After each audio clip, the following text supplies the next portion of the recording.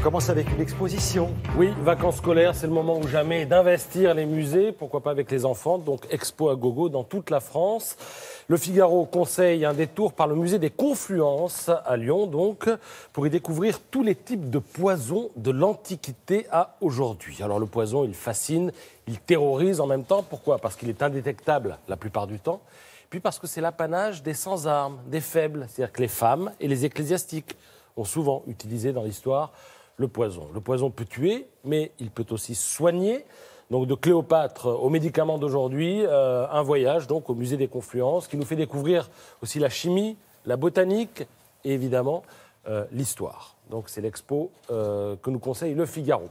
Autre expo conseillée cette fois-ci par Libération, c'est à Paris à la Fondation Cartier. Une rétrospective du travail de Malik Sidibé, photographe malien qui nous a quittés l'an dernier. Alors vous avez là 300 images issues notamment des portraits qu'il a réalisés dans les soirées à Bamako après l'indépendance. L'indépendance, c'est le 20 juin 1960. Ensuite commence ce qu'on appelle les 60s, les années 60, avec l'avènement du twist, du rock'n'roll, des musiques afro-cubaines. Et tout ça va chambouler en fait la société malienne, qui était à l'époque un peu prisonnière du corset, de la religion, une société où l'on ne regardait pas un aîné dans les yeux, nous dit Clément Bénèche ce matin dans Libération. Alors, beaucoup de groupes de musique à l'époque se forment, on sent l'influence occidentale, parce que ces groupes ont pour nom Beatles, c'est pas les vrais, ce sont les Maliens, les Gentlemans, le Saint-Germain-des-Prés, tout ça c'était des groupes à l'époque à Bamako. Ah ouais. Les soirées se multiplient, et puis toujours, dans un coin de la pièce, il y a cet homme qui gagnera le surnom de l'œil de Bamako, qui est Malik Sidibé.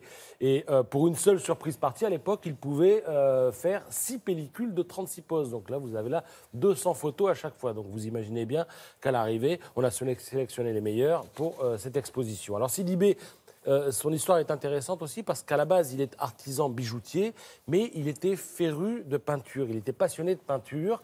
Et un jour, il était entré en contact avec le gérant français d'un studio photo qui cherchait un décorateur. Donc il est rentré dans ce studio comme peintre et il est ressorti comme photographe parce qu'il s'est pris de passion pour la photographie. On voit dans ses photos tous les regards de ces gens qui lui ont fait confiance parce qu'il inspirait confiance à tous ces fêtards de tous les âges, ce qui les poussait à gesticuler finalement dans tous les sens devant la lentille de son appareil. Toute pudeur était à l'époque remisée au vestiaire et ça donne les belles photos que l'on vient de voir. Les autres sont à la Fondation Cartier, donc à Paris.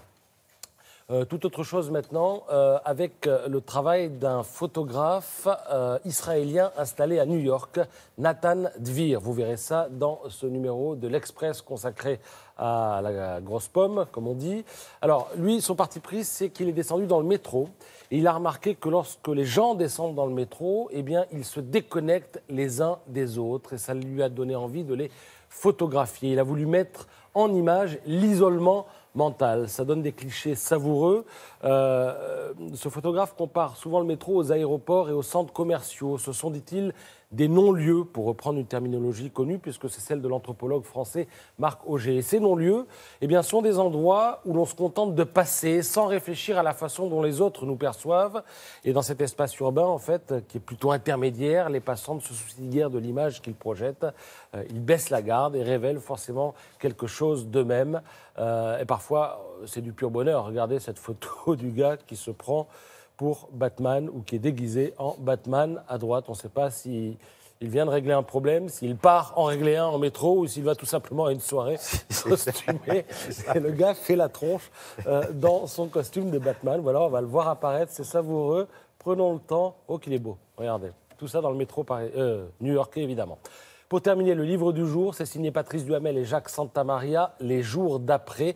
Alors de Gaulle à Mitterrand, de Simone Veil à Juppé et quelques autres, les deux auteurs racontent les heures, les jours, les semaines où tout bascule quand les politiques quittent le pouvoir. Et c'est particulièrement difficile pour eux parce qu'ils sont et c'est un connaisseur qui parle, Duhamel, incapable d'autocritique.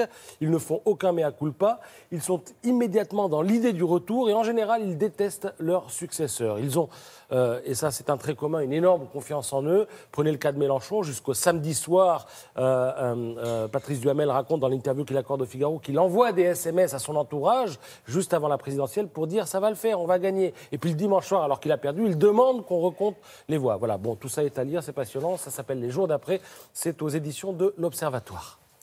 Revue de presse culturelle passionnante également. Merci beaucoup, Patrice.